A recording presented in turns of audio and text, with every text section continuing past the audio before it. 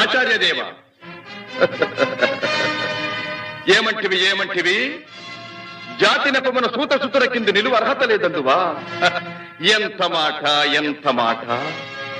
ఇది ఛాత్ర పరీక్ష గాని క్షత్రియ పరీక్ష కాదే. కాకూడదు. ఇది కుల పరీక్ష ఎందువా? నీ తండ్రి భరద్వాజుని జననమెట్టిది.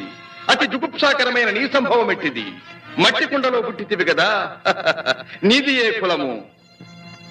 ఇంత ఏల